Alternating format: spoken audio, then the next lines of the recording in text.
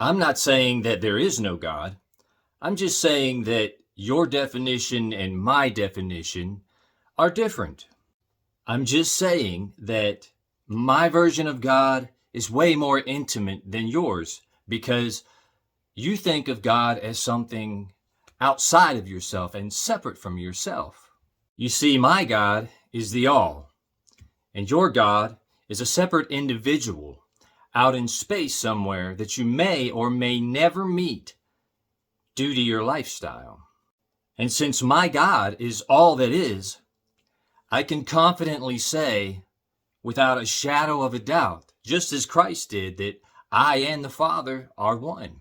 You see, the mistake that I made in the past was thinking that my spirit was a separate individual entity that could go to hell and burn for eternity, separated from God. But as I continued my spiritual journey, I soon discovered that there is only one Spirit, the Spirit of God.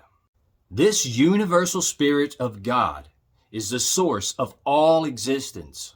This universal Spirit expresses itself in molecules, atoms, particles, and subatomic particles, etc.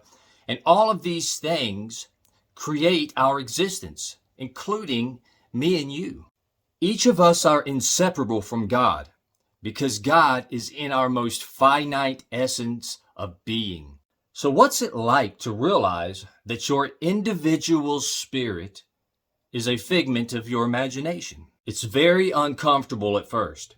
And to some people, it's literally terrifying to think that your whole concept of yourself, your individual self, is just fiction. It is absolutely terrifying to the majority of human beings to acknowledge the idea that there is no evidence of any self living beyond the death of the brain. But fear not, because once you surrender yourself or crucify your false identity upon the altar of God, a truth far greater than previously imagined reveals itself. The truth is that you and God are inseparably one.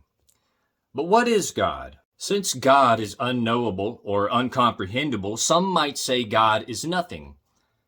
If that be so, then let it be. Perhaps you are one with nothing. But how great is it that you are a part of the source of all existence? Your false ego, your false concept of self, does not compare to that. You can never compare to the source from which all existence comes. It is you. It is you, inseparably connected to God.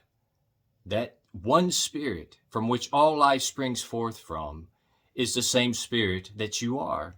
It is within you. That you yourself have come from that Spirit which you are. You and the Father are one. So on our journey to discover what God is, we have to first realize and understand the concept of duality. So what is duality? Duality is the world of opposites that we live in. We have to acknowledge this in order to realize that there is a non-duality. Duality, for example, would be up, down, hot, cold, left, right, negative, positive, male, female, opposites. These things create our existence in the physical realm. Now, also in the mental plane, we have emotions like happiness, sadness, angry, peace, right? We'd also have alive and dead. The object is to transcend duality through our perception.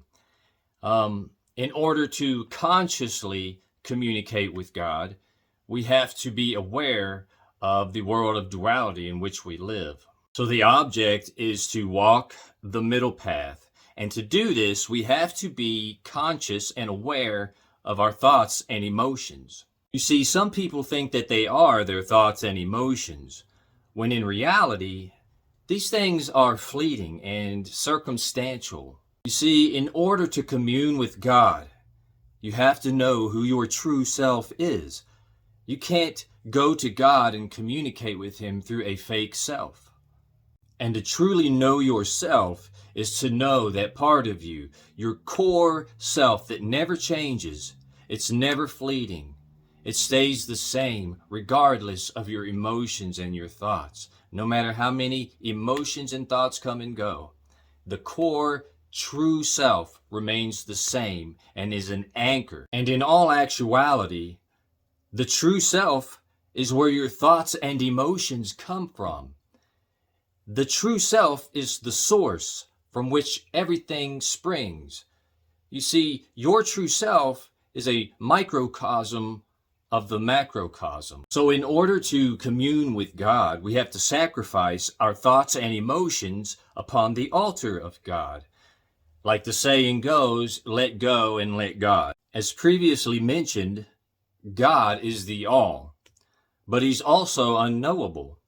And since He is both, that's why we have to meet Him in the middle. The key is that God cannot be conceptualized or thought of. The key is that God simply must be experienced. While God is not wholly duality, He is known through duality, and He creates everything through duality. This is why the real name of God is a mystery, because it must be experienced rather than known, because knowledge exists in the realm of duality. And while God transcends all knowledge, He is yet the source of all knowledge. For example, night and day exists in the realm of duality, yet God is the unknowable source of them both. For example, the sun and the moon exist in the universe or in the mind of God at the same time. These two opposites exist at the same time in the mind of God. It's duality in oneness. So in conclusion, the objective is to transcend duality, or at least have the capability to consciously do so as we please. A simple way to do this is to learn to shift or redirect your attention. Remember, where attention goes, energy flows. Your will is the master.